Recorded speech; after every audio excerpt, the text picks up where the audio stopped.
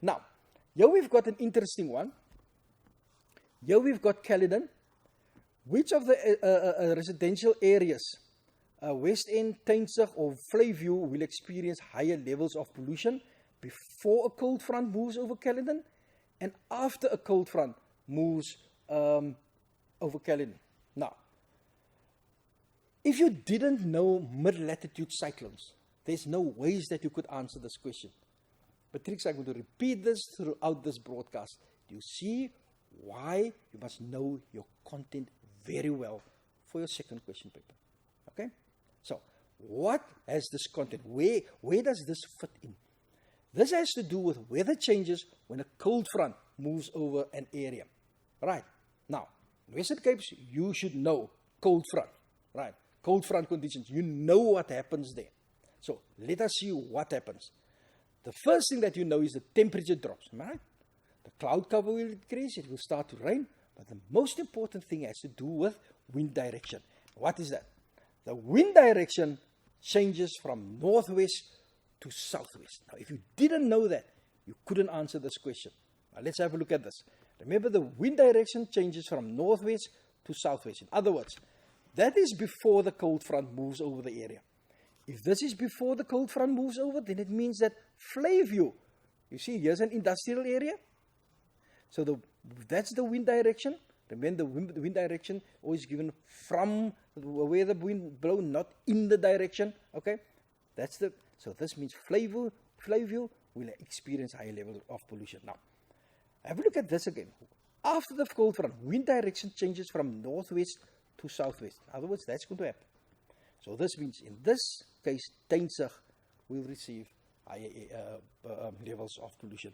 Patrick, you see how well you must know your work, right? You must know your work. And as I said, I'm going to repeat this every time because some matrix, many of you don't understand the relationship between your content and your map work. Remember, map work has to do with relationships, okay?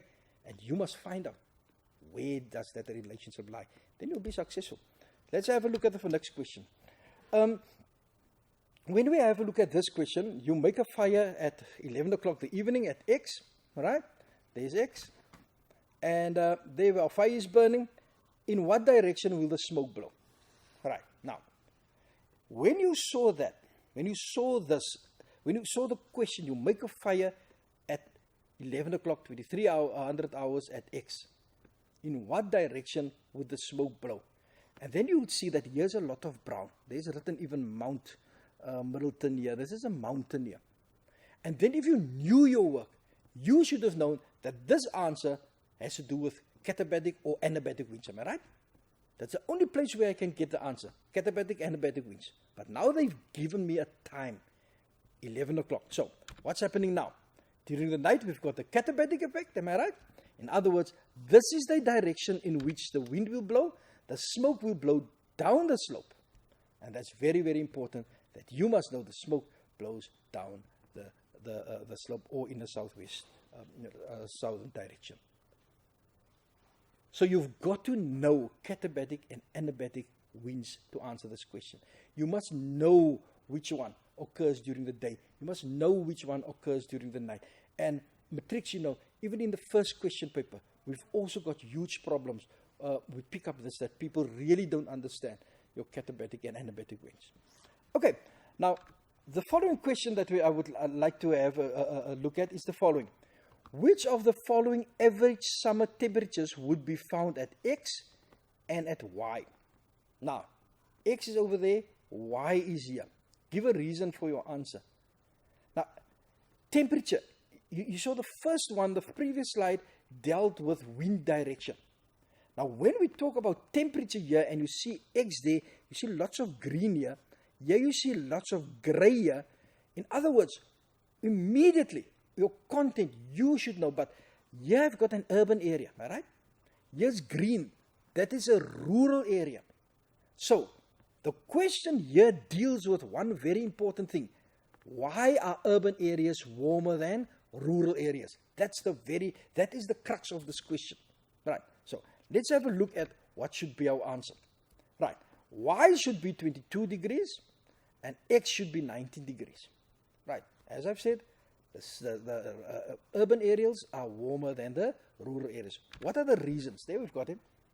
Why is an urban heat island? Why is in an urban area? X is in a rural area. At Y, what do we get there? Artificial surfaces, pollution traps heat and so forth, artificial heating. Again, matrix, if you've got to know your content. And again, I've got to mention that this is also, when we ask this in the first question paper, you've also got problems with that. Okay? So see that you can deal with these type of questions. And the only way is, what?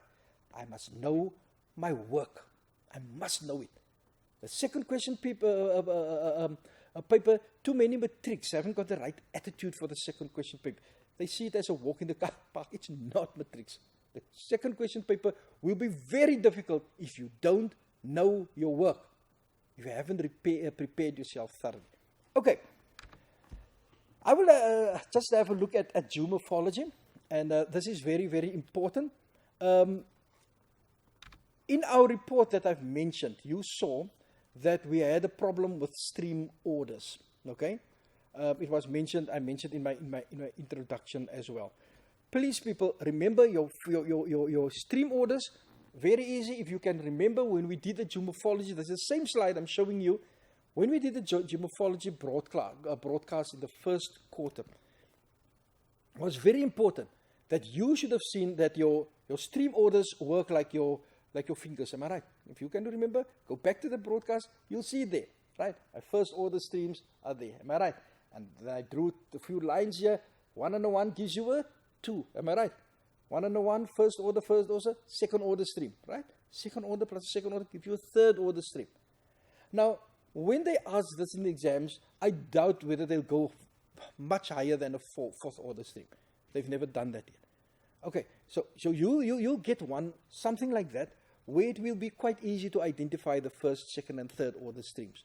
And this is a very, very good example of such one. Here we've got all our first order streams. Please see that you know that they are there right on top. They are right where the rivers actually start here. When you've got your confluence here, okay, here you have a 1 and 1, there you get your 2.